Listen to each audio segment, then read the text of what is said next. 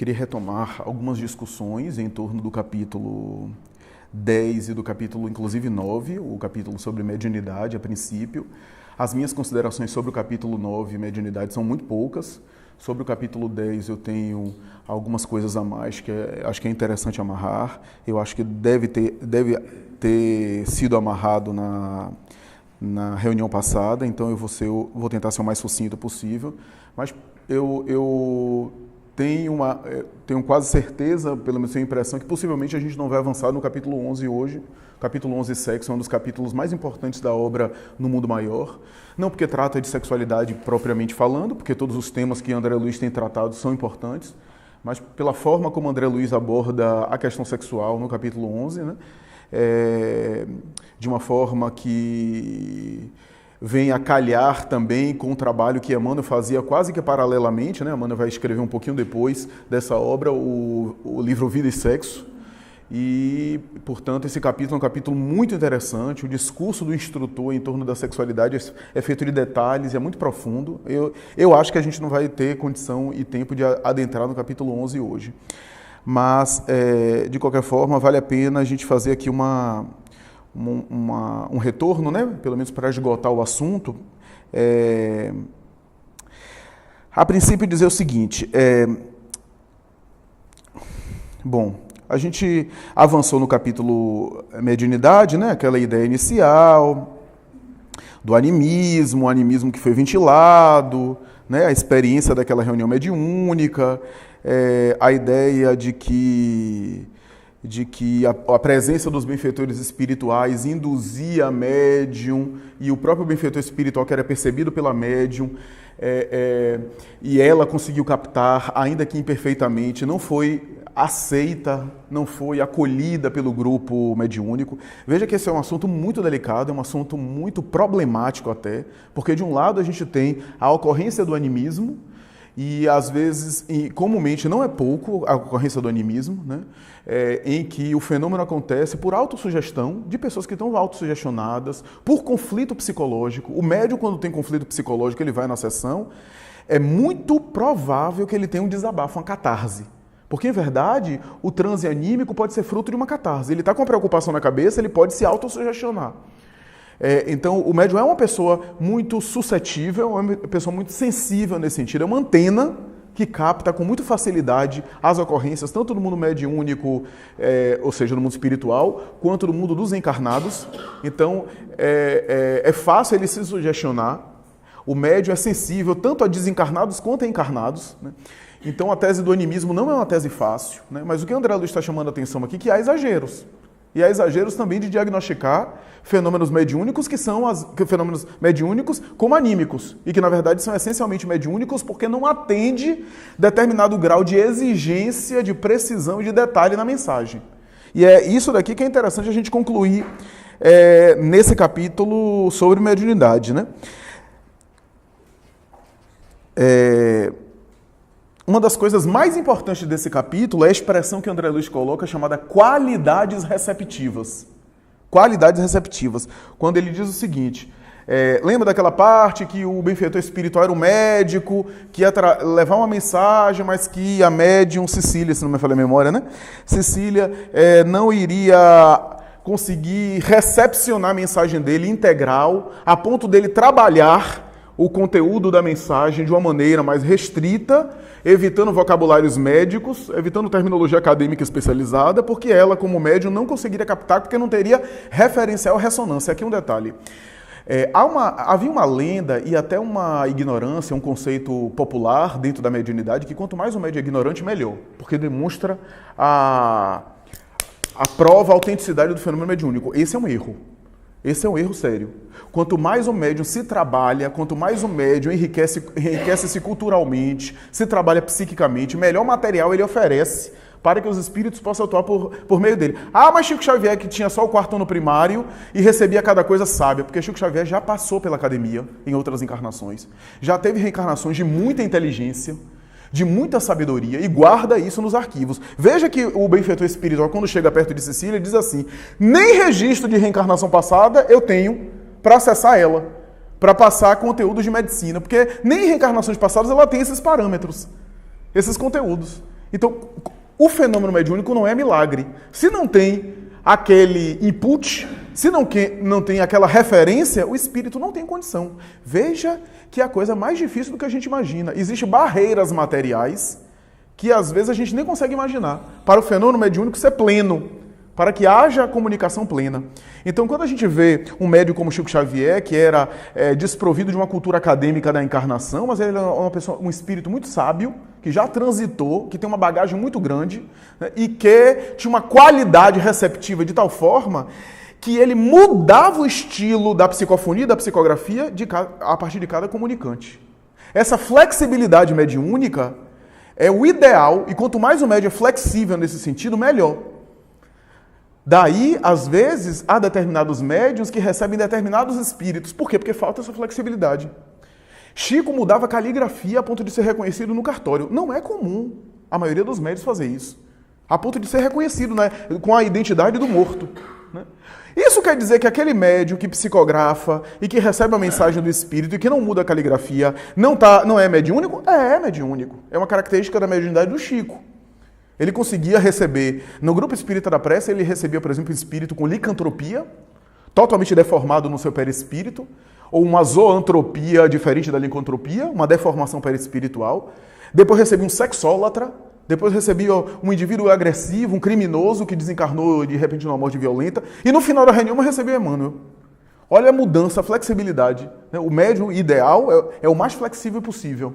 Então, por quê? Porque ele, na experiência mediúnica, pelo menos dessas práticas mais... Estou tirando aqui a parte da experimental, da pesquisa científica, mas a parte da experimentação, da vivência mediúnica na prática das reuniões da nossa casa espírita, o mais passivo possível, melhor. Né? A chamada passividade mediúnica. Então, essa ideia de que compreendes agora, diz o instrutor André Luiz, a importância da mediunidade, isto é, da elevação de nossas qualidades receptivas. Quanto maior a qualidade receptiva, melhor eu filtro a mensagem, maior capacidade de receber aquela mensagem de uma forma mais profunda, mais ampla, ou então a capacidade de receber determinado espírito e outro não, né? Ainda tem isso. Então é importante a gente pensar nisso. Esse terreno é um terreno que eu discutia hoje num seminário sobre mediunidade hoje mais cedo, em Lauro de Freitas. Esse terreno de qualidades receptivas quase é inexplorado. Quase é inexplorado. São poucas as pessoas que se debruçaram para compreender o que seriam essas qualidades receptivas. Eu cito aqui dois autores em especial, encarnados, porque nós espíritas também temos o hábito de não ler autores encarnados. A gente acha que só são os espíritos, a literatura mediúnica. André Luiz é fantástico, Emmanuel é fantástico. Mas Leon Denis, quando escrevia, era encarnado, mas era espírito superior, só que estava na carne. Espera ele morrer para depois se comunicar. Ele morreu e se comunicou por Divaldo e por outros médios, até por Dona Ivone. Mas enquanto ele estava na carne, não serve só porque está encarnado? Então a gente tem Leon Denis, que muito espírita desconsidera, Gabriel Delany, que avançou muito em termos de pesquisa científica. O Gabriel Delany é fenomenal. Esses dois são especiais, né? Eu coloco outros como Flammarion e alguns outros autores, né? Como Aksakov, né? Dentro da pesquisa científica. Autores atuais, Herculano Pires, realmente é um grande pensador da filosofia espírita, né? O Espírito e o Tempo dele é uma obra antológica. Jorge André dos Santos, psiquiatra, que tem uma série de obras sobre a mente humana, sobre psicologia e psiquiatria, né? Deolinda Amorim, né? O livro O Espiritismo e os Problemas Humanos de Deolinda Amorim é uma saga fenomenal. Morreu antes de acabar o livro é incompleto. Né? Um amigo seu que completou a obra, tem um capítulo dele que é longo, sobre sexualidade, que ele pega as duas questões 200 e 201 do Livro dos Espíritos, aquela questão, o espírito tem sexo, não conforme entendeis, e faz uma catedral em cima dessas duas questões. Né? Constrói um pensamento extraordinário, um raciocínio extraordinário.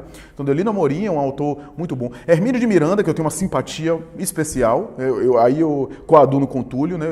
De todos esses, talvez o autor que eu tenho mais familiaridade, por leitura mesmo, né? Assim. Mas desses todos, eu acredito que assim, Hermínio de Miranda se interessou por isso. Isso que André Luiz está falando de qualidades receptivas, Hermínio de Miranda se interessou quando escreveu Diversidade dos Carismas. Porque ele falava de um animismo de uma outra forma. Há um animismo prejudicial e há um animismo que não é prejudicial. E um outro autor, que foi o autor que me pediram para ler e para trabalhar, que foi Lamartine Palhano Júnior. É um autor não muito conhecido, mas de uma capacidade brilhante, tão boa quanto o Hermínio de Miranda.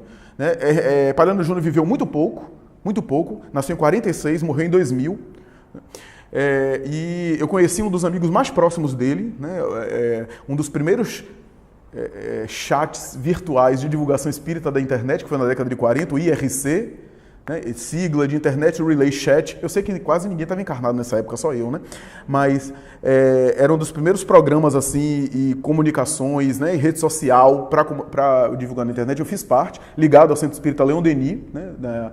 Centro Espírita da Bento Ribeiro, né? Do Rio de Janeiro. E que tinha, inclusive, como orientador espiritual, né, orientador espiritual como médium, Altivo Pampiro, né? A gente teve algumas reuniões com o Altivo Pampiro, ele recebeu inclusive algumas mensagens de Herman, que era o seu benfeitor espiritual de Caiba Schutel, em função do nosso grupo. Esse grupo teve algumas pessoas pioneiras que até hoje estão no movimento espírita, Sônia Zagueto, que foi a jornalista da Federação Espírita Brasileira, hoje inclusive é uma das jornalistas, se não me engano, da Veja, da Isto É, né? Uma pessoa capaz, formidável, uma pessoa admirável. Pedro Vieira, que tem um laboratório de transcomunicação instrumental, um dos pioneiros desse grupo, que esteve aqui em Salvador, a gente trouxe ele inclusive aqui para o grupo, né? Pedro Vieira, que tem um trabalho extraordinário, os trabalhos dele inclusive ele leva para a Alemanha para apresentar em congresso, e outras pessoas que estão aí no movimento espírita. Esse grupo foi muito interessante, um deles era amigo assim de Palhano Júnior. Antes de Palhano Júnior morrer, ele deu entrevista para a gente, né? E Rafael, né, que é o nosso amigo Rafael Vivaco Carneiro, tem alguns trabalhos dele no YouTube, ele levou para casa. Palhano Júnior já estava doente, deu uma entrevista extraordinária. Palhano Júnior também se interessava por essas capacidades psíquicas do médium. Quais essas capacidades psíquicas do médium? Né? Veja bem, o animismo prejudicial é quando, por exemplo, o médium chega na reunião mediúnica, e tem um conflito psíquico e fica dando comunicação como se fosse espiritual e é um desabafo dele, um catarse dele. Se isso se torna repetitivo, acaba consumindo o tempo da reunião mediúnica, que é para a ocorrência mediúnica, em detrimento do médium. Então passa a ser uma reunião de animismo e não de mediunismo. Esse detalhe é importante. A reunião mediúnica é de espírito e o médium é espírito também. Então ele pode em algum momento dá vazão. Mas se ficar, por exemplo, naquelas mensagens repetitivas, né? Eu me lembro de uma reunião mediúnica que eu participei há algum tempo, por isso que a reunião mediúnica tem que ser privada, de pessoas que se estimem e que se conheçam, porque a gente conhecia um ao outro.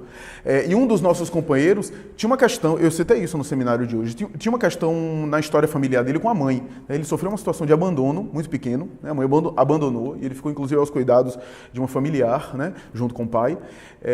E no início da sua... Era uma faculdade mediúnica autêntica, mas no início da faculdade mediúnica, às vezes, ele entrava em pranto, no transe, e começava a falar esse tema.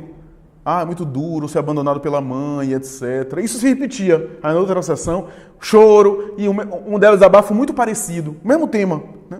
Quando começa assim a repetitiva, é do inconsciente. Né? E ele foi se ajustando depois, né, canalizou e depois, porque isso é uma espécie também de limpeza psíquica, o médium estava colocando para fora algumas questões. No início da mediunidade isso é natural, mas se isso se permanece, é um animismo prejudicial. Agora, nem todo animismo é prejudicial, isso que é interessante a gente pensar. Tem coisas, né, que é importante a gente parar para pensar que não necessariamente é prejudicial. Como a gente costuma dizer, eu estou aqui, eu falo por um microfone, o microfone vai filtrar minha voz. Se o microfone estiver com defeito, vai filtrar e vai distorcer minha voz. Se o microfone estiver bom, for de boa qualidade, vai transmitir de uma maneira cristalina a voz. Ou seja, o médium é o microfone, mas tem algo dele que ele imprime.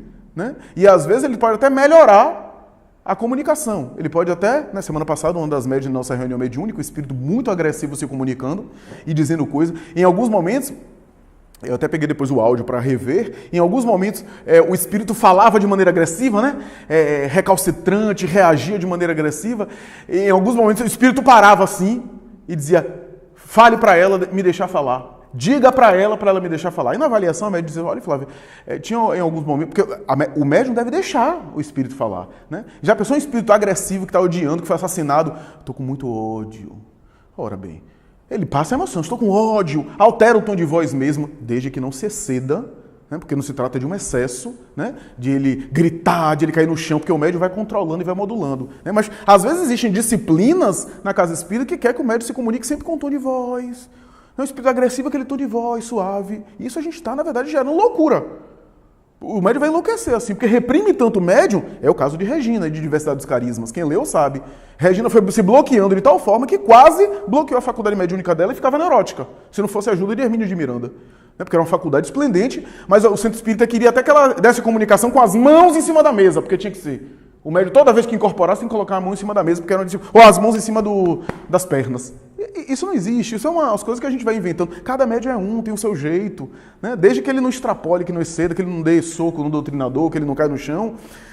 Esse limite, né? Mas para cara que o espírito agressivo vai, né? E vai utilizar a psicologia do médium, da subjetividade do médium, isso é importante. E essa médium, na nossa mediúnica, ela dizia, Flávio, eu deixei ele falar, mas assim, tinha alguns momentos que ele queria falar um palavrão, uma palavra muito grosseira, e aí eu limitava, né? E aí ele ficava brigando comigo. Veja que coisa interessante. Então, essas são qualidades receptivas importantes para a gente atentar, que são, na verdade, recursos anímicos, não necessariamente ruins.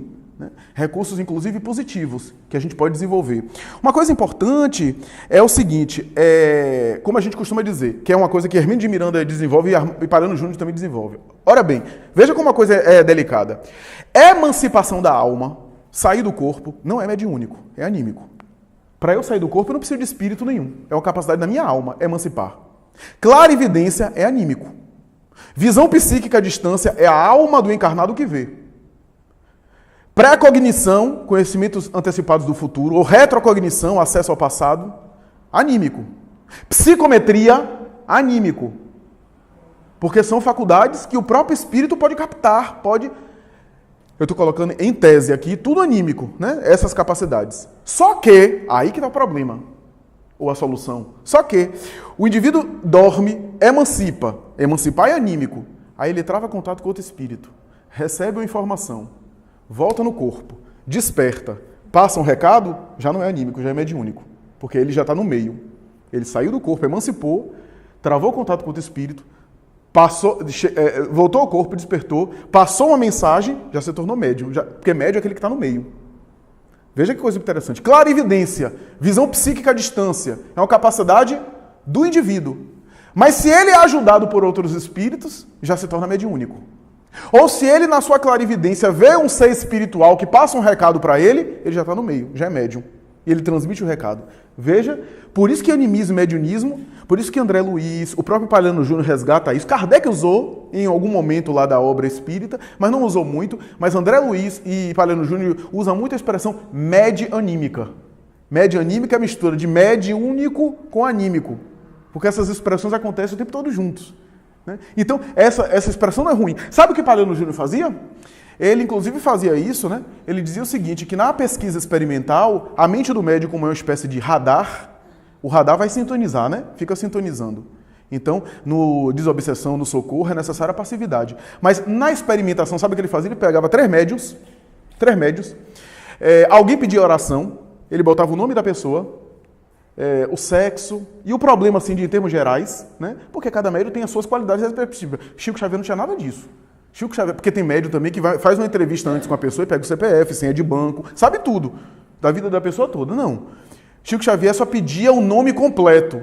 E aí quando pergunta, por que, Chico? Meu filho, porque os espíritos, às vezes, para encontrar e localizar, eles têm um sistema de localização.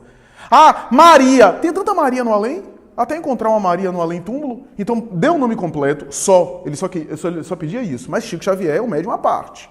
É um médium especial. Palhano Júnior pegava assim, fazia a questão geral, né? Os médios não conheciam a pessoa, ele pedia para concentrar naquele caso para cada médium, os médios registravam em psicografia o que viam, não trocavam entre si, para não se contaminar, porque se a gente está com um monte de médium, um médium vai dizer, eu senti isso, eu senti aquilo, aí o outro médico vai dizer, eu também senti. Não, eles não tinham relação, eles não tinham acesso ao que receberam um ao outro. E Palhano Júnior fazia a análise, depois ia lá com a pessoa para confirmar o que é que aquilo tinha razão. 90% de acerto. Algumas coisas não batiam. Filtragem mediúnica, o médium distorceu alguma coisa, tinha isso. Só que esse é um trabalho de pesquisa, trabalho experimental aqui, né? Que ele chamava de varredura medianímica, né? Que concentra num caso específico, né? Tá na obra Transe e Mediunidade, uma obra dele. Por que eu estou dizendo isso? Porque ele pedia para o médium concentrar, Ele pedia para o médium exercitar, concentrar. Quanto mais o médium se concentra, tem uma capacidade de concentração maior, maior que a sua capacidade receptiva. Gabriel Delany, na obra Alma Imortal, vai dizer o seguinte: cada vez que o médium concentra mais, o seu perispírito, que é plástico, vai se expandindo. Vai se expandindo, ou seja, a capacidade de acessar o campo eletromagnético ao redor vai ficando maior, por conta da capacidade de concentração. Então, concentração, recolhimento, hábitos mentais, né? Cultura, isso são capacidades anímicas que o médium vai desenvolvendo. Isso acaba ajudando ele, né? Então, a clarividência com a capacidade anímica, se ele, né, exercita esses potenciais, ele se torna um médium melhor. Então, é interessante a gente pensar nisso, que aqui a gente tem algo nesse sentido, mas também tem a ideia, e aqui eu quero chamar a atenção para uma coisa: quando o benfeitor espiritual chega na reunião e irradia a sua mensagem, lembra a mensagem de visitar doentes, de fazer um trabalho com enfermos, né? A médium captou de uma... Claro, o médium é ostensivo, captou de uma forma mais integral o desejo do espírito, e cada um recebeu a coisa, né? Um raio de... É muito comum na sessão mediúnica acontecer isso, né? Depois de uma mensagem mediúnica, depois de uma ocorrência na avaliação: poxa, você pensou isso? Eu também pensei, eu estava pensando justamente nisso. Por quê? Às vezes o benfeitor espiritual, ou às vezes o espírito também perturbador que se comunicou, irradia de tal forma que outros sentem também. De acordo com a... Só quem não sentiu foi uma lá que estava pensando no cinema, né?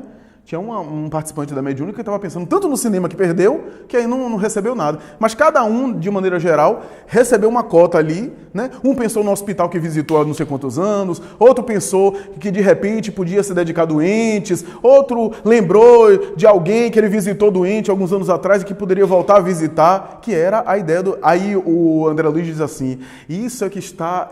Isso daí é o que ocorre no mundo dos encarnados e que os psicanalistas chamam de livre associação. Que é a ideia da psicanálise, né, do paciente estar falando, daqui a pouco, né, o terapeuta ou o analista, né, pensa algo que está em sintonia com aquilo, né, e muitas vezes há um insight tanto do analista quanto do analisado, né, no processo de análise, né? Essa livre associação que na psicanálise eles entendem que é o inconsciente, né, que libera alguma ideia ali importante no processo de análise, né? Então isso é importante a gente aqui colocar, que eu acho que é essencial, né? E por fim, para terminar o capítulo de mediunidade, é interessante a gente ver o seguinte: a questão da experiência dolorosa de Cecília, a experiência dolorosa de Cecília, e a ideia da compreensão que ela deveria ter para com os companheiros. A tarefa mediúnica é uma tarefa ingrata, ainda é uma tarefa difícil. Porque é uma tarefa que o médium não tem como provar, muitas vezes, o que acontece com ele.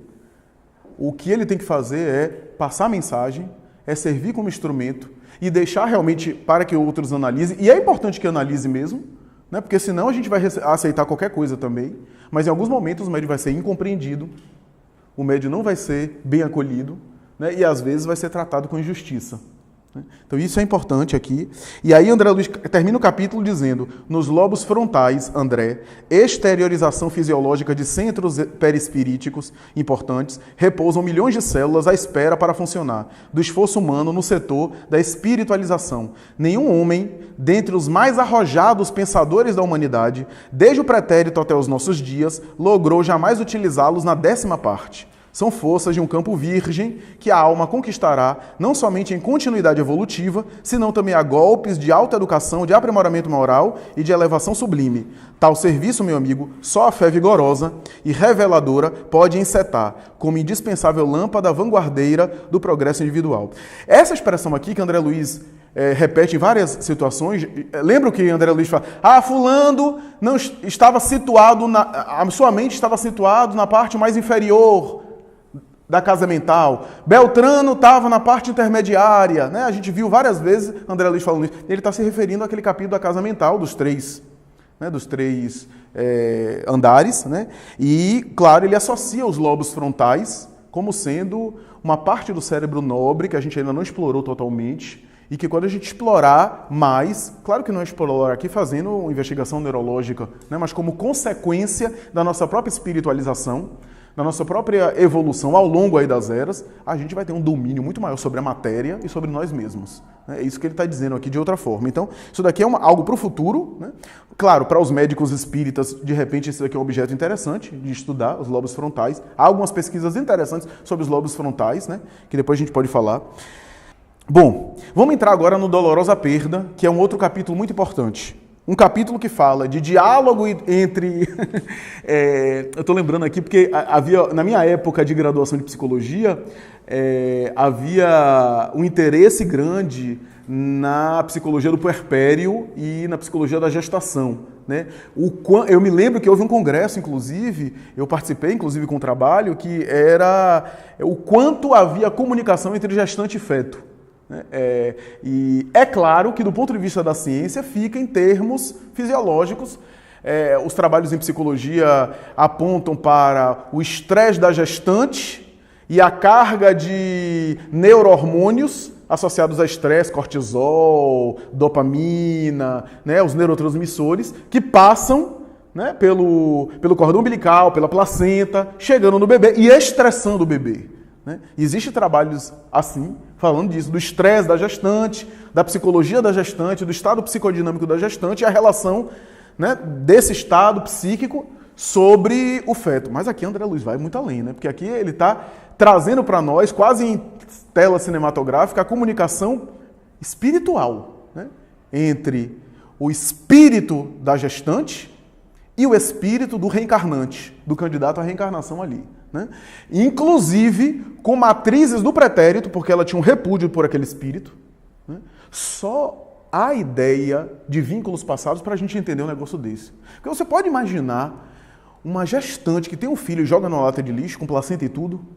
Só pode haver um ódio muito grande e um asco muito grande que tomou conta, a ponto de afetar a saúde mental e a sanidade. Porque mesmo que haja alguma matriz, se a gestante tem um mínimo de sanidade, não vai fazer um negócio desse. Jogar no lixo de um banheiro de rodoviária, como aconteceu agora recentemente aqui, né, e assim por diante. Então é claro que é algo de saúde mental, né, mas que envolve um processo aí de raízes espirituais profundas. Né? Raízes espirituais essa que podem desembocar, inclusive, em alteração na própria gestante, uma depressão pós-parto, uma série de coisas, mas que tem causas espirituais. Né? Porque depressão pós-parto também, porque uma mulher tem depressão pós-parto e outra não tem. E por que a mesma mulher, numa primeira gravidez, tem e na segunda não? Tem raízes espirituais aí profundas. Né? Tem raízes profundas. Então é interessante isso, pensar nisso. Né? André Luiz até descreve no Mundo Maior, numa Evolução em Dois Mundos, uma ideia, né, de que às vezes acontece uma mulher que tem um filho, um segundo filho, um terceiro filho, aí chega no terceiro filho, ela aborta o terceiro filho, né? E aí, numa encarnação anterior, acontece o mesmo padrão, o primeiro filho, o segundo filho, um terceiro filho, ela tem uma complicação e morre no parto. Né? Quase que reproduzindo a experiência, só que agora ela desencarnando. Né? A experiência dolorosa de deixar agora os filhos na vida física e ir adiante. Né? Inclusive ele fala sobre o processo, né, de RH feminino, a rejeição, né, aquele processo todo. A gente vai examinar isso quando chegar em Evolução em Dois Mundos. Mas aqui a gente tem uma mulher que, de fato, foi comentado no grupo do WhatsApp, uma mulher que tinha fragilidades, porque foi muito mimada, né? A própria mãe reconhece isso, embora muito bem intencionada, a gente acha que o amor é apenas agradar, né? E é tão bom agradar, né? É tão bom a gente assim envolver o nosso ser querido de afeto, de tanto estímulo, de incentivo, etc. Mas a gente vê o relato de alguns espíritos arrependidos em função de amar, o amor que às vezes apenas dizia sim, ou o amor que viciou o outro em caprichos. Né? Porque o amor, no sentido mais elevado da palavra, é um amor que é doce, que ama, mas também que fomenta o progresso do indivíduo para que ele seja feliz e pleno. Né? Essa menina foi excessivamente, digamos assim, mimada, né? A própria mãe reconhece, então ela viveu uma situação de orgulho muito grande, porque assim como era uma pessoa que tinha uma projeção social, que era rica, que tinha condição financeira, que estava na sociedade, né, que as pessoas iam ver, e imaginemos nessa época, não tinha teste de DNA, ela ia ser mãe solteira, porque possivelmente aquele com quem ela teve o envolvimento sexual e que a engravidou, não ia assumir, se é que ela sabia quem era, porque André Luiz dá a sugestão que ela tinha uma vida atribulada sexualmente. Então, de repente, ela não sabia nem quem era o pai. Né? E ainda que soubesse, Ele não ia admitir, não ia via teste de DNA nessa época, né? Ela ia ser mãe solteira, ela sabia disso. Né? Então, havia realmente uma aprovação, né? E é interessante porque André Luiz coloca o seguinte, que para ela era uma aprovação, mas para o mundo espiritual, o filho era uma espécie de, assim, de freio. Ou seja, o mundo espiritual, quando viu que ela engravidou, ficou até feliz, porque, olha, agora a gravidez vai dar um freio nessa vida excessiva dela. Porque o mundo espiritual vê de outra forma. Aí, meu Deus, perdi minha vida com gravidez, o mundo espiritual está dizendo, agora é a chance dele. Porque a gente vê pelo aspecto econômico, pelo aspecto financeiro, pelo aspecto, né, da logística material, o mundo espiritual vê de outra forma. Né? Então, meu Deus, que bom, agora com o filho, há uma grande chance de ela frear um pouco a vida dela, né? Porque ela está correndo risco, está se arriscando demais, com esses excessos ela vai desencarnar. Só que aí a gente vê o drama aqui, né? Interessante que André Luiz coloca assim, foi assim que abusando da liberdade, né? Interessante essa expressão, né? São expressões assim sutis que ele coloca, né? Mais tarde a gente vai ver Humberto de Campos entrevistando Marilyn Monroe em uma das obras, psicografada por Chico Xavier, e Humberto de Campos pergunta a ela, né, qual foi o problema dela, e ela diz assim, o excesso de liberdade feminina de que eu gozei numa época da emancipação da mulher. Aí ela fala, né, que a emancipação da mulher, o feminismo da época foi muito bom, né? Tinha raiz e propostas muito boas, até para libertar a mulher da cultura patriarcal escravagista da época, né? Mas que havia um excesso, e que ela própria foi o protótipo desse excesso de liberdade, ela usa isso. Está, né? Num dos livros de Humberto de Campos, por Chico Xavier. Né? Interessante que André Luiz diz assim, sem a proteção espiritual peculiar à pobreza, ou seja, a pobreza dá ao espírito uma proteção espiritual. Olha a noção do desencargo. Por quê? Porque a riqueza, às vezes, deixa espiritualmente a pessoa mais frágil. Porque como a riqueza faz você se fascinar e se deslumbrar com tudo aquilo que você pode acessar por conta de um poder financeiro, porque, do ponto de vista material, riqueza é uma certa liberdade. Porque se você tem dinheiro, você tem certa liberdade para fazer o que você quer com aquele dinheiro. Se você tem limitação de dinheiro, você tem menos opções. Estou dizendo do ponto de vista material. Né? Quanto mais dinheiro você tem, mais sensação de livre você tem. Mais liberdade do ponto de vista material você tem. Porque você pode, de repente, acessar várias coisas. Né? Então é interessante que ele está colocando aqui a ideia da modéstia material como, às vezes, um elemento que protege o espírito. Talvez é por isso que os missionários, os grandes missionários, quase sempre reencarnam na pobreza, né? Numa vida para não desviar-se da missão, né? Já que a riqueza quase sempre deslumbra a gente. Né? Interessante André Luiz chamar o nascituro, né? o feto, o embrião, de filhinho imaturo. Né? Interessante, André Luiz usa essa expressão. Né? E também quando ele diz assim, esse infeliz, por acréscimo de misericórdia divina, busca aproveitar o erro da ex-companheira para a realização de algum serviço redentor com a supervisão dos nossos maiores. Ora, o erro dela foi, sabe o quê? A promiscuidade, né? Os excessos, mas ele se aproveitou do erro dela para reencarnar. Claro, não entenda aqui como sendo assim, não, agora vai fazer sexo, eu vou reencarnar, vou pular aí. Não é assim, não. Sempre tem uma programação. Mas quando há o meio da fecundação, há às vezes uma imantação magnética daquele espírito ligado ao casal ou a um dos dois, numa atmosfera interessante. A ponto de, quem falou isso foi Fábio Mota aqui um dia, né? Ele disse que tem um autor, se não me engano, um daqueles Maria Júlia Prieto Pérez, ou Ney Prieto Pérez, né? Que são dois pesquisadores. É uma hipótese, tá? Não peguem isso como conclusão. Ele diz o seguinte, que há uma hipótese de que em algumas situações, ou genericamente falando, de estupro, e que ocorre gravidez, pode haver um agente espiritual por detrás ali. O que é que eu quero dizer? Que eles especulam a possibilidade de que o agente espiritual que pode ter induzido o estupro, porque é inimigo, de repente, do encarnado, seja do indivíduo violento, seja da própria mulher, induzindo ao estupro como ato de violência, porque, sei lá, tem uma antipatia por aquela mulher, sem o saber, ele acaba caindo numa armadilha, porque ele acaba sendo tragado pela reencarnação. Então, é uma especulação que, se não me engano, é Ney Prieto Pérez que ele faz, né? Não tem consenso, não há confirmação, porque eu não vi nenhum outro autor confirmando isso, né? Mas é interessante pensar aqui essa ideia de que ele se aproveitou do erro, ou seja, nem tudo está totalmente programado, Né? Às vezes as nossas opções abrem espaço para alternativas, e o mundo espiritual atende. Né? Uma vida com sexo irresponsável. Imagina, por exemplo, um adolescente de 15 anos, a engravida. Você acha que isso estava programado? Não. Às vezes foi escolha. Só que houve o meio da fecundação, houve a reencarnação. Né? Porque é uma lei. Então, é interessante a gente pensar nisso, né? Mas que era para o bem dela, né? E aí, André Luiz diz, tais vínculos traduzem ocorrência em que o espírito feminino há que recolher-se ao santuário da renúncia e da esperança se pretende a vitória.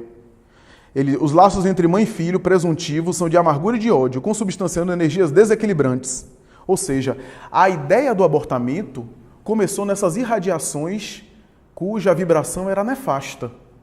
Ali, o espírito reencarnante já começou a ser repelido pela ideia de repulsa que o espírito da gestante estava tendo. Né?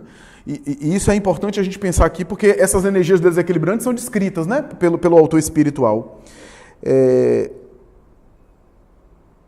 A compaixão fraterna nos dispensará da triste narrativa referente ao embrião prestes a ser expulso. Ou seja, a ideia de que ele estava sendo expulso.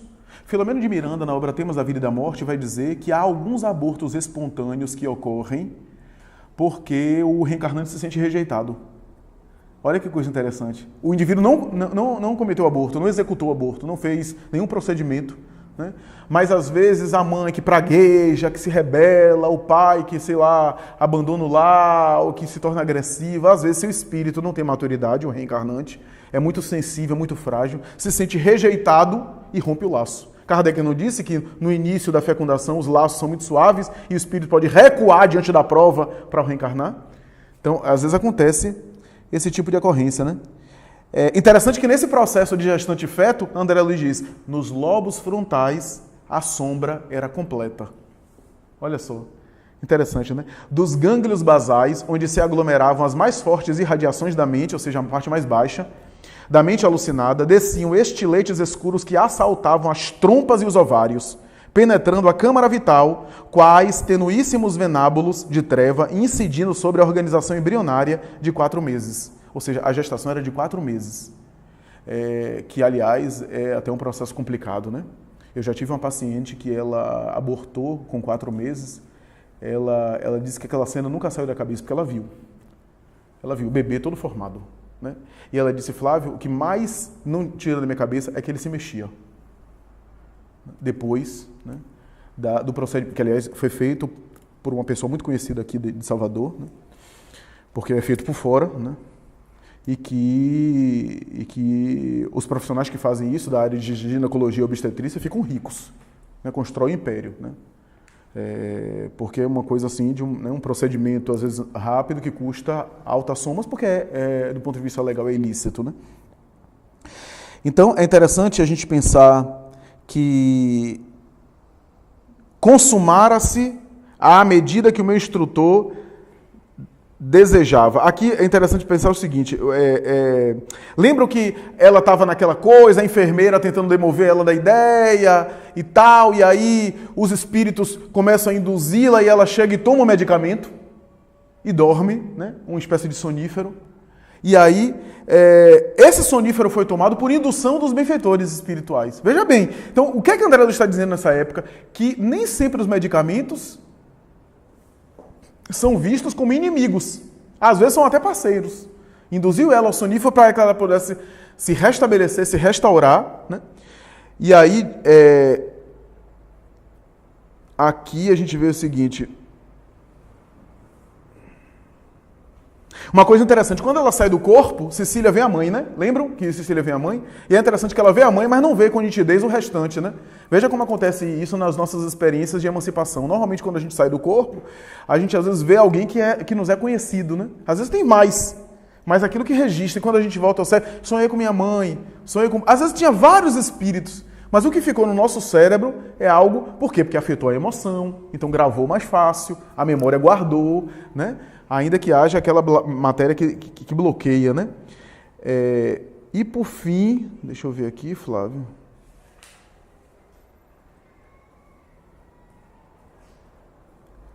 penosamente, isso o Patrício deve ter falado, porque Patrício comentou no grupo, né? Penosamente surpreendido, prossegui no exame da situação, verificando com espanto que o embrião reagia ao ser violentado. André Luiz está dizendo o embrião, então ele estava falando da dimensão física. Da dimensão física. O embrião reagia ao ser violentado como que aderindo desesperadamente às paredes placentárias. Foi isso que Bernard Nathanson percebeu no trabalho O Grito Silencioso, né? Ele praticou milhares de abortos, foi um dos primeiros médicos abortistas ou abortadeiros dos Estados Unidos. Ficou rico muito cedo, né? Ele disse que é fácil ficar rico com aborto, ficou rico muito cedo. E quando chegou a tecnologia do ultrassom, ele decidiu, né, monitorar e filmar o aborto sendo feito por ultrassom, né? E aí ele mudou radicalmente quando ele viu aquelas ocorrências, quando ele viu o batimento cardíaco do feto, né? Essa movimentação do feto enquanto se introduz, né, e puxa. E normalmente a experiência... Quem viu o documentário sabe do que eu estou falando, né? A experiência de arrancando os membros, né, aos poucos, né? O crânio sai por último com a espátula que despedaça a cabeça e puxa para fora, né? E é interessante, ele diz assim: nós médicos fazemos tudo para não considerar aquilo um ser. Então, assim, se refere, inclusive, de uma forma, né, interessante. Por exemplo, ele diz que o médico e o auxiliar diz assim: o número 1 já saiu, o número 1 é a cabeça. Né? O número 1 já saiu, inclusive para que a mulher não se envolva, né? Então, é interessante isso, né? E aí ele viu também, claro, o André Luiz está vendo também a movimentação do espírito, né? O espírito começa a movimentar e se liga, né? Se liga ali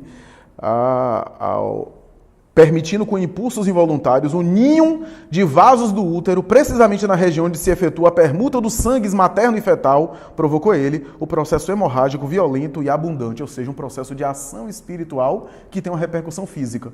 Ora, a gente não tem obsessão que tem uma repercussão física? Kardec examina isso?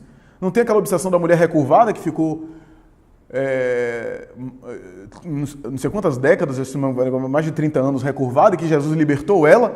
Não era um processo, portanto, ortopédico, muscular, não precisa fazer pilates, era obsessão?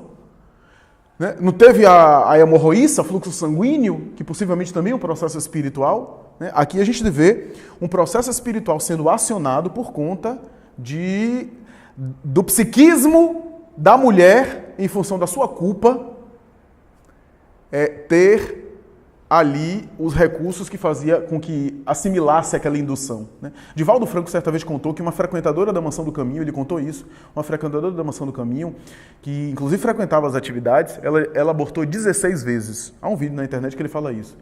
Ela tinha uma relação com um homem casado, e na época, né, o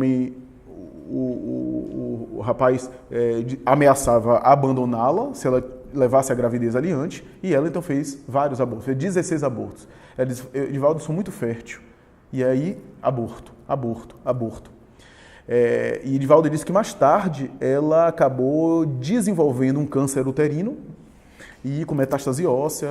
Naquela época a radioterapia deixava a pessoa toda queimada, né? O processo foi muito doloroso dela, né? Ele visitava, aplicava passes nela, etc. E ele disse que depois de um tempo ela desencarna, né? Depois de um tempo ele, em emancipação da alma, encontra ela. E bem semelhante àquele caso de Humberto de Campos, que também foi citado, né? O caso de disputaram tanto o mesmo corpo que continuaram agregados e vinculados no além, né? Ele viu aquela senhora vinculado a um espírito, porque dos 16 abortos, 8 foi o mesmo espírito que era expulso. Alguém ligado a ela, né? Que tentou voltar. E interessante que o espírito dizia que foi ele que, na irradiação psíquica, se alojando no útero, deu início ao processo cancerígeno. Mas por que deu? Porque ela tinha débito, tinha culpa, porque se fosse assim tão fácil, o espírito irradia alguma coisa e eu fico com câncer, o mundo seria um caos. Mas por que nela pegou? Porque como ela tinha débitos, a culpa assimilou e aí acabou, né, resultando no câncer, né, que começou de natureza uterina. E aí a informação que ele recebe dos benfeitores de Joana é o seguinte: estão programados para reencarnar como chifópagos, irmãos siameses, disputando os mesmos órgãos. Né? Não sei se vocês se lembram, há alguns anos a gente viu aqui numa maternidade, se não me engano, na Cidade Baixa, em Nazaré, no centro da cidade, né? Alguns órgãos da mídia, inclusive, foi noticiado isso, saiu em revistas de circulação nacional. Irmãos siameses que brigavam a ponto de terem que ser imobilizados. Porque um querendo bater e matar o outro. A ponto de, chegou um momento em que um deles começou a evoluir para o óbito e o outro disse, seu miserável, se você morrer, eu morro também. Por conta da circulação sanguínea, né? Necrose, e acabaria realmente resultando na morte do outro. Veja que coisa, aquilo ali é um processo de ódio milenar, né? Talvez. Então é interessante pensar nisso. E só para concluir, a consideração que eu queria fazer em relação ao que foi comentado no grupo é o seguinte, Lígia tem toda a razão em relação ao acolhimento, né? A gente sabe disso. O CVV é extraordinário nesse sentido, do acolhimento, do ouvir, do escutar. Às vezes o indivíduo desabafa, né? Né? Às vezes, porque quando ele busca o CVV, ele está querendo morrer, mas também está pedindo ajuda. É um pedido de socorro. Né? Essa semana agora, teve uma paciente minha que ela se trancou no banheiro, estava na iminência de cometer o suicídio e mandou uma mensagem para mim. Quando manda mensagem para mim, seja de despedida, seja não, veja que coisa. Eu estava passando, inclusive, próximo, porque ela mora até, curiosamente, ela mora perto de mim. E aí eu parei o carro e fui. Né? E aí, inicialmente, conversando com ela, né, ela desabafando, não disse nada de especial, mas fui conversando com ela, fui, né, acolhendo, etc. Subia e fui conversando, tal. E aí, no desabafo, ela foi ficando melhor, só de desabafar. Né? Não tirou totalmente a ideia do suicídio. Mas só pelo fato de estar falando, conversando, como diz os psicanalistas, né, a fala substitui o ato. Né? É uma das estratégias do CVV, é muito interessante. Só que eu queria fazer uma ressalva aqui. A orientação da mãe, eu considero uma orientação muito boa. A estratégia de intervenção da mãe, em minha opinião, foi muito eficaz, foi muito interessante. Por quê? Porque no caso dessa daí, ela não estava pedindo ajuda. Tanto é que a mãe chama Calderaro e diz assim, temos que fazer uma última tentativa. Ou seja, já tinha tentado antes outras coisas. Né? Então é interessante a gente pensar nisso, porque ela estava decidida. Né? Não era alguém que estava em dúvida pedindo ajuda. Né? É outro caso. Porque tem gente que não liga para o CVV. Porque a ideia suicida está tão contundente que executa. Então isso é importante pensar. Né? Eu não acho que a orientação da mãe foi uma orientação necessariamente crítica. Né? Foi a orientação de tentar Estava jogando a última cartada. Minha filha, acorde para a realidade. Se você culpa a sua mãe, tudo bem, mas veja o meu estado, não quero que você chegue aqui na mesma situação que eu estou, arrependida. Você vai se arrepender, etc. Era uma forma de tentar chacoalhá-la, de tentar chamar a atenção e de tentar tocar o coração dela. Né? Talvez realmente não saiu como... Talvez não saiu como se esperava. Né? Mas é porque, nesse caso aí, não havia escuta. Porque ela não queria nem falar, ela não queria desabafar. Ela só estava com a ideia fixa de que eu quero fazer o mais rápido possível, que eu quero me livrar desse feto. Né? Então, foi uma tentativa, uma última cartada que o mundo espiritual deu, com a autorização do próprio Calderaro. Né? E às vezes a gente tem isso. A gente tem em psicologia estratégia de intervenção e até de direcionamento mais pontual. Por exemplo, quando a pessoa está muito confusa, de maneira geral, o terapeuta, o psicólogo acolhe, escuta e vai ajudando a própria pessoa a encontrar o seu caminho. Mas tem situações que a pessoa está tão confusa e não sabe o que fazer que o terapeuta tem que dar uma orientação mais diretiva, mais pontual. Né? O difícil é o terapeuta saber em que caso faz uma coisa e em que caso faz outra. É muito difícil, é muito delicado. Mas é importante a gente pensar nisso. Ali foi uma estratégia de intervenção mais direta, mais diretiva. Só uma questão agora que eu achei interessante. Porque quando o Lígia colocou sobre essa questão do acolhimento, eu, inclusive, depois fiquei pensando sobre esse ponto de vista e, de certa forma, eu fiquei depois em dúvida, acreditando nisso por causa dessas intervenções do CVC e como nós fazemos um raciocínio muito assim.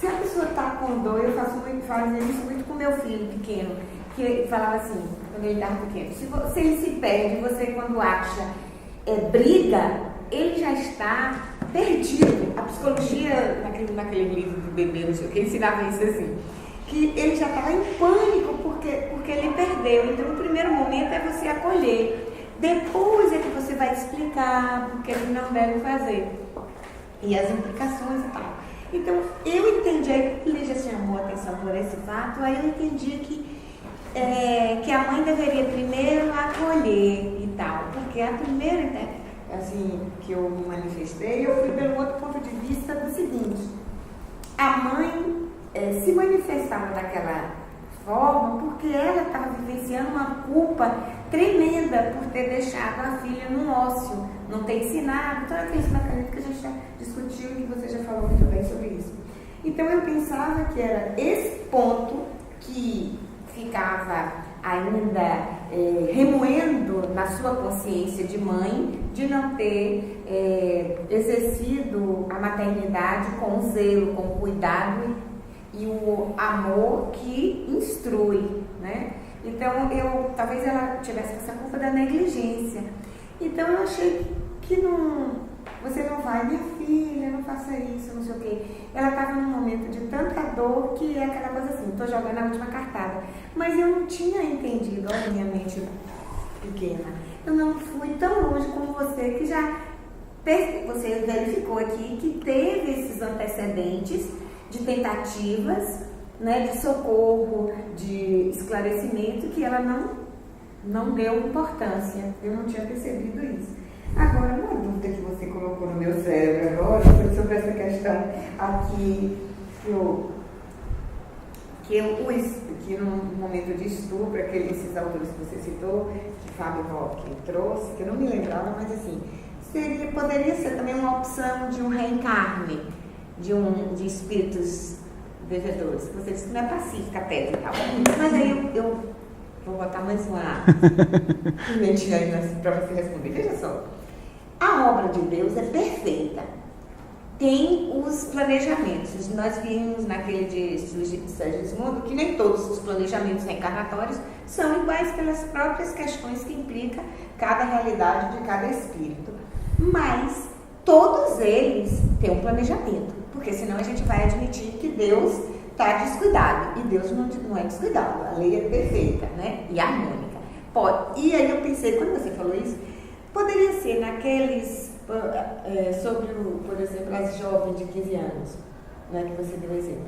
Poderia, naquelas reencarnações compulsórias, que tem um planejamento rápido, porque você precisa ir, voltar, só para se ambientar e melhorar um pouco.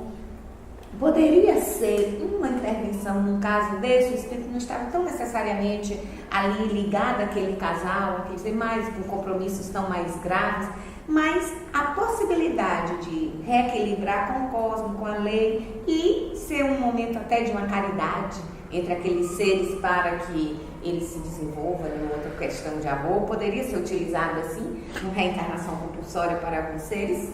Uhum. E aí você pega também e essa questão do estupro, porque eu sempre vejo assim, o estupro, não só pela questão da violência, da agressividade, mas eles estão ligados na questão de compromissos profundos, tanto que a gente vê muito na coisa assim, de você ficar tão indignado com a violência, que nós só vimos a questão material, mas nós esquecemos das questões todas que envolvem espirituais e tudo mais. Então, nada é por acaso, né? Tem as questões do seu livre-arbítrio, das suas escolhas, mas esses seres que eles passam por essas situações, também está no planejamento alguma questão sobre essa violência, passar por essa violência, não necessariamente um estupro, mas está suscetível a essas manifestações na vida, pelas vicissitudes aí que a gente está a depender das minhas escolhas, né, de como eu vou me proceder. Poderia ser por esse... Uhum. Na primeira colocação, Renida, veja que eu estava até, quando você comentou, eu estava até vendo aqui como foi que a mãe recebeu a Cecília inicialmente, né? Reparei, contudo, que se a mãezinha exuberava copioso pranto de comoção, a filha se mantinha impassível, não obstante o assombro que se lhe estampara no olhar. Ou seja, a Cecília culpava a mãe de estar desencarnada, porque deixou ela naquela condição, né? Inclusive culpava assim, tinha uma certa animosidade com a mãe. A matrona desencarnada avançou, abraçou-se a ela e aí começou a conversar. Quer dizer, teve algo de carinho, de afeto, né? Mas assim, pela conversa que no começo do capítulo a mãe tem com o Calderaro, disse assim, já tá os planos todos feitos para abortar. Vamos tentar ir né, fazer alguma intervenção, alguma coisa, né, vamos tentar, né, chamar a atenção dela, né, porque às vezes eu concordo plenamente, principalmente no caso do suicídio. Se você vem com muita doutrinação com alguém que está muito atormentado no suicídio, o indivíduo o indivíduo não se sente conectado. Essa é a ideia, né? A pessoa está com muito drama e em vez de você deixar a pessoa falar, você começa a fazer uma doutrinação, a pessoa se desconecta de você e nem escuta mais você, fica escutando o próprio drama. Por isso é necessário que deixe ele esvaziar-se, né? No caso do suicídio. Mas há casos, inclusive, que uma intervenção dessa pode ter sucesso, né? Pode ter sucesso. Às vezes, inclusive em psicoterapia, né? Uma intervenção de fazer a pessoa pensar, né? Veja se é por aí, etc. Sem a questão da condenação, do julgamento, né? Então ele estava pedindo, minha filha, não vá por esse caminho não resolve a situação. Era mais ou menos essa a ideia. Tanto é que André Luiz coloca a coisa de uma forma carinhosa, né? De fato, eu concordo que talvez se fosse em outro tempo ou em outro momento, talvez houvesse um acolhimento maior. Mas como estava na borda de cometer, ela já tinha providenciado tudo, né? Foi a indução para ela dormir, sai do corpo, porque ela não estava pedindo ajuda não, ela não queria ajuda nenhuma, ela não queria desabafar com ninguém. Né? Tanto é que ela ficou assim, ó, impassível, olhando para a mãe com ódio. A mãe abraçou ela. Então, se a mãe chegasse, sim, diga aí. Eu ia dizer o quê? Não tenho que dizer nada. Eu quero me livrar do meu problema. Ela estava assim, entendeu? Então, tem esse processo. Nas outras questões, deixa eu ver se eu entendi qualquer coisa, você me corrige, tá? Na questão da reencarnação compulsória, né?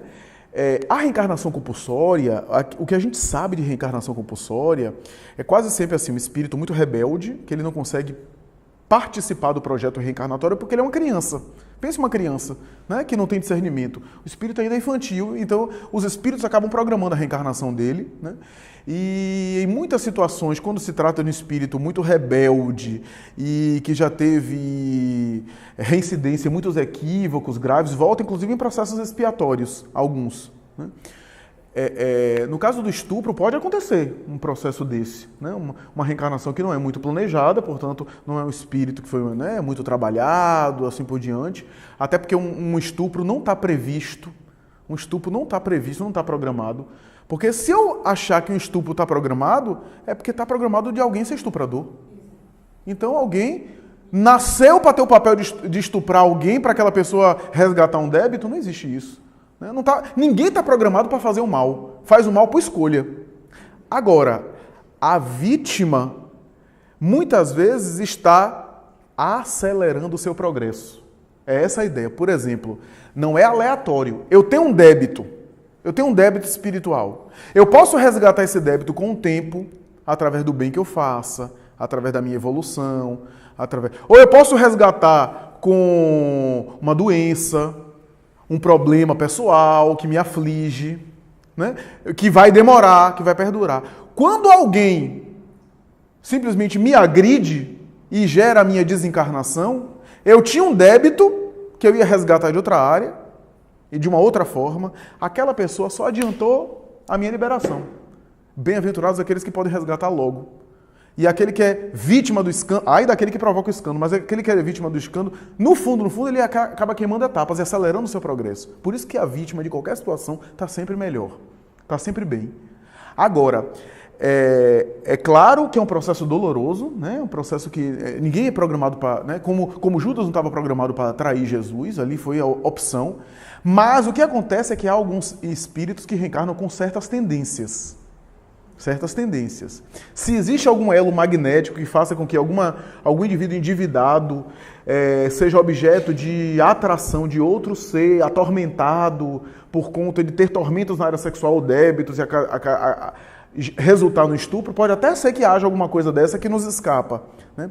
Ocorre às vezes o espírito saber, aí sim, o espírito saber que ele reencarnará no meio onde um determinado tipo de violência tem uma grande chance.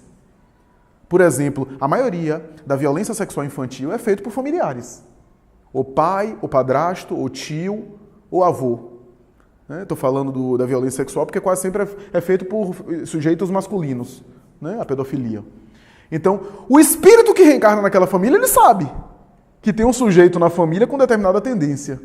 Ele sabe que existe esse risco, né? Então, se ele reencarnou ali, existe uma chance, talvez ele seja um espírito endividado, né? Certamente ele tem algum... Porque se o espírito não é endividado, e se ele não necessita passar pela prova, por aquela prova, não há necessidade, inclusive para atrapalhar o progresso, o processo reencarnatório dele, acontece um milagre, uma coisa, ele não é vítima.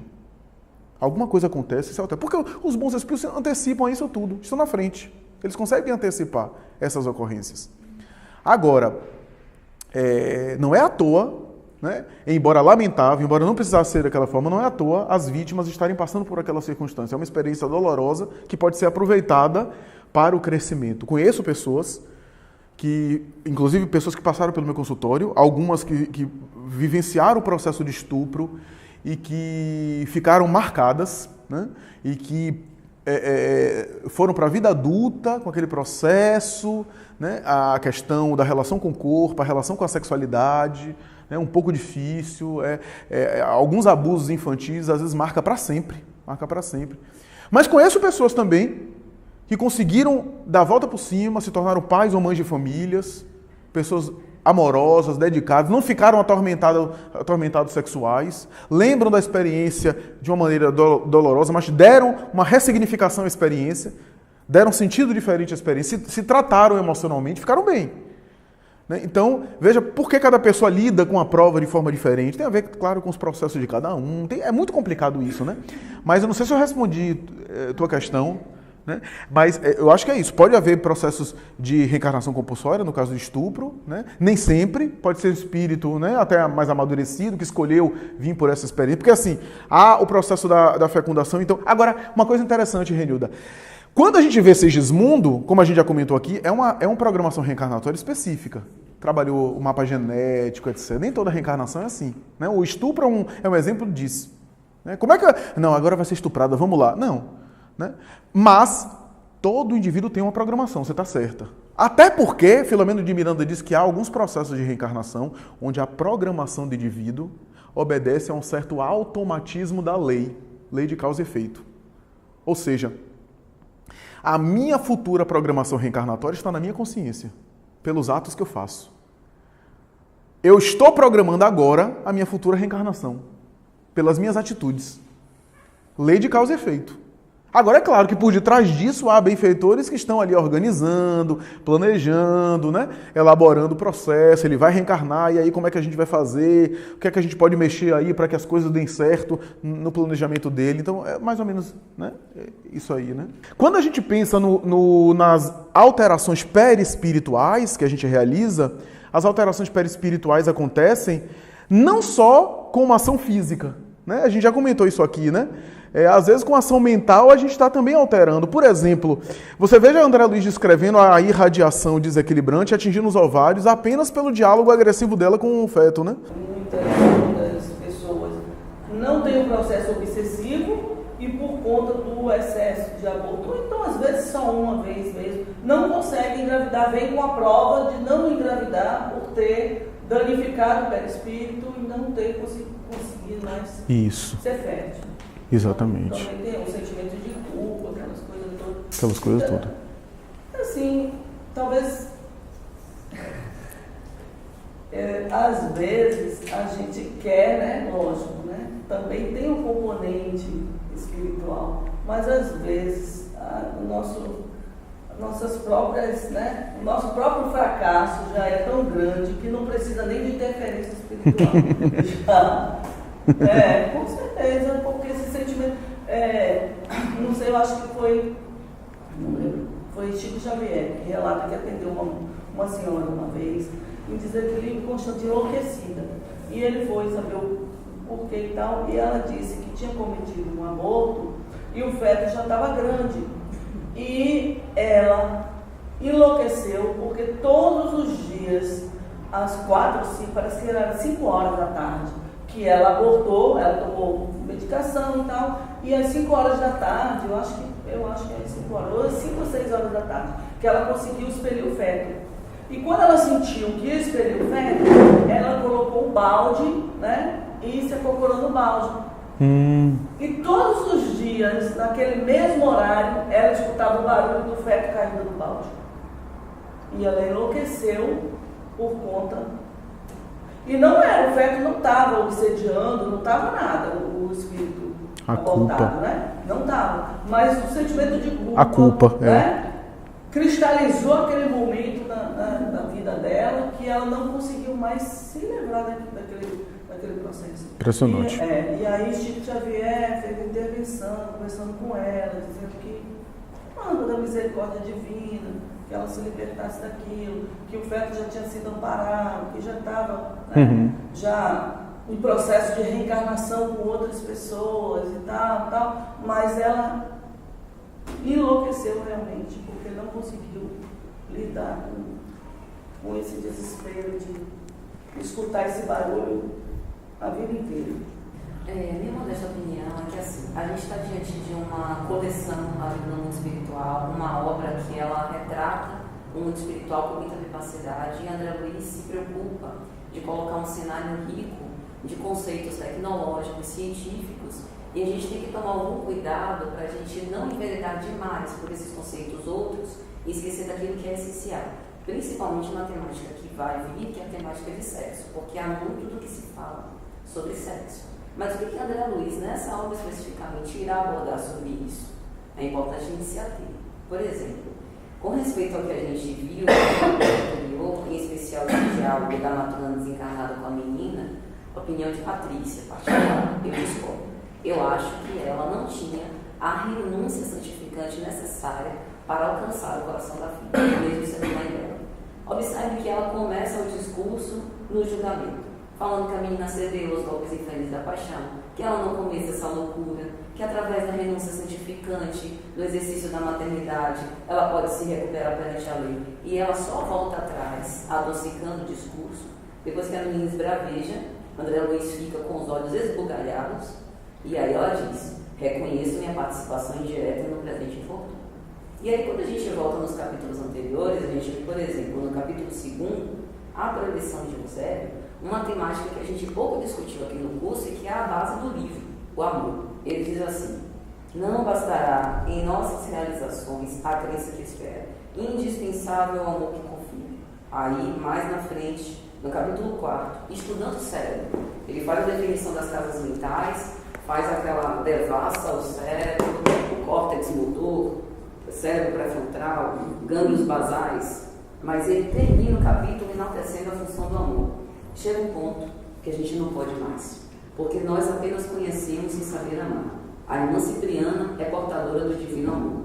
Se uma irmã Cipriana tivesse se acercado dessa moça, que não tem vinculação afetiva nenhuma com ela, e tivesse feito, provavelmente, seria muito provável que ela existisse. Sabe por quê?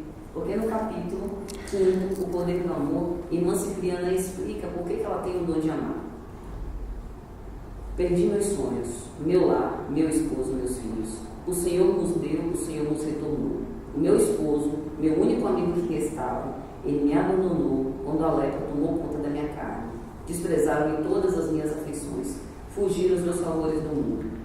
Só alguém que sofre é capaz de amar. Amar nessa potência que irmã Cipriana conseguia. Então eu acredito, particularmente, eu acho que Jorge, que infelizmente não pôde vir hoje também, pelos comentários dele no WhatsApp, que o amor é a grande temática, é o grande segredo por trás. Há momentos em que a preleção de horas não vai surtir o menor efeito. E veja que a preleção da mãe é perfeita. O discurso levando o ser à reflexão, levando o ser a pensar que aquilo que ela está fazendo é tremenda besteira, que ela está perdendo tempo, que ela vai se arrepender. Mas isso não funciona quando você está em desespero. O que funciona quando você está em desespero é ter alguém que entende a dor que eu estou sentindo. Recentemente, eu tenho uma amiga e ela perdeu o pai. Eu não perdi meu pai. Eu não sei o que é isso. O máximo que eu posso dizer é: eu percebo a dor que você sente. Conte comigo porque você precisar. E você sabe que vocês estão ligados pela eternidade. Só quem passou por uma dor tão pungente quanto é capaz de verdadeiramente se sensibilizar. Então, essa é a minha opinião. Eu acho que essa diferença de abordagem, eu acho que é interessante a gente pensar nessa diferença de perspectiva. Agora, o amor não é só discurso adocicado. A abordagem do amor também, para chamar a atenção, para também interferir de uma forma a aconselhar, também é uma atitude de amor. O caso de Cipriana contactando outrem e sensibilizando o coração de outrem foi uma atitude específica de Cipriana. Jesus esteve com Publio Lêncio e Publio Lêncio não recalcitrou, não voltou atrás. E era Jesus. A capacidade de amar toca o coração do outro. Mas não tenhamos a presunção de achar que porque uma abordagem não teve o sucesso é porque a pessoa não estava amando. Senão a gente vai achar que todo mundo que fracassa na intervenção do mundo espiritual para a gente é porque faltou amor. E isso é importante a gente pensar também, né? Uma coisa interessante é o seguinte, a ideia de que o discurso é julgador e agressivo não está na obra, está na nossa interpretação. Porque o que a gente pega aqui, a gente vê, filhinha querida, pense um pouco, volte atrás. E aí André Luiz também coloca algumas coisas que possivelmente não foi a mãe dessa jovem falando com ela, mas também é uma coisa do próprio André Luiz, porque o discurso é do André Luiz, né? Então ela está colocando e está ilustrando para a gente, leitor, o cenário do que está acontecendo. Não foi necessariamente com aquelas palavras, né? Mas assim, é interessante entender que em alguns momentos, e eu acho que o desespero dessa menina é diferente do desespero de alguém que liga para o CVV pedindo ajuda para o suicídio. É um desespero diferente. Eu concordo que é desespero também, mas o sofrimento é de qualidade diferente. Então, isso é importante a gente pensar. Mas eu não estou tirando a ideia, a opinião, tanto de Patrícia, como de Jorge, como de Lígia, que pode ter havido uma abordagem não tão exitosa. Pode ter havido. Eu só não estou enxergando, necessariamente, que a coisa não teve sucesso por postura da mãe. Porque a mãe estava movida também por amor. Agora, a mãe não é o espírito evoluído como Cipriano, não tenho dúvida disso, né? Então, esse uma coisa, porque a ideia de que a mãe foi julgadora, foi condenadora, também não está no livro. O amor é para um mundo de provas e expiações ou é para um mundo de regeneração? Eu acho que para ambos. Para ambos. Claro que talvez a pergunta do Túlio tenha a ver com o amor. No mundo de regeneração, o amor vai ser melhor vivido, né, Túlio? Talvez vai ser um amor mais pleno do que um amor no mundo de provas e expiações, que ainda a gente não sabe direito amar, a gente ainda está misturando amor com paixões, né? Mas eu acho que... não sei se eu entendi a pergunta do Túlio, mas eu acho que o amor é esse mecanismo que está presente em todos, né? Em todos os momentos, ou pelo menos é o recurso essencial para qualquer momento evolutivo, né? Deixa eu só falar uma questão que eu fiquei por esse outro lado, porque eu achei assim, nada por acaso. Por isso, e esse caso veio exatamente para a gente compreender que não é todas as vezes que o amor, por mais que essa mãe estivesse com o amor, tem essa questão de não ser um espírito tão evoluído, que a gente não fracassa. Porque se a gente fazendo um paralelo com a pessoa encarnada, então, por mais que você ama e você às vezes se sente impotente diante de uma escolha de um filho, você vai julgar então que foi porque aquele ser não amava como um pai, não tentou educar da melhor forma, né? Na questão dela ter negligenciado, né, não quer dizer que ela não amou, porque tem uma forma equivocada às vezes de amar, né? E esse ser, você vai culpar esse ser de não ter tentado? Assim que eu pensei o seguinte, que quando André Luiz trouxe esse caso, ele trouxe para nos ensinar que nós também, às vezes, por melhores intencionados que nós estejamos, naquele empenho de afeto, de amor, a gente pode ter cometido excessos e no afã de você dar o melhor, você termina pelas suas iniciações mesmo, ainda não tem uma evolução moral, intelectual, de afeto, emocional, você termina atropelando e ao invés de educar e ensinar, você dá, achando que é um amor, você termina comprando, né? E deixando aquele ser sem tanta bagagem. Mas até que ponto ela, como mãe, poderia também interceder na decisão do livre-arbítrio daquele ser? Porque ela estava... Só uma colocação, eu acho que talvez o fechada. Seria não ter dado a educação moral necessária. Isso, para não que ela deu. tivesse bagagem para discernir num momento grave. Mas a questão é ela se colocar fazendo uma propaganda da renúncia santificante sem ter dado exemplo. Eu acho que ela não deu, entendeu? Eu entendi. Porque teve aqui esses autoridade moral para falar de renúncia essas duas questões. Mesmo não ensinou. Essas duas questões, mas o que a gente questiona e que foi questionado assim, é a forma de abordar.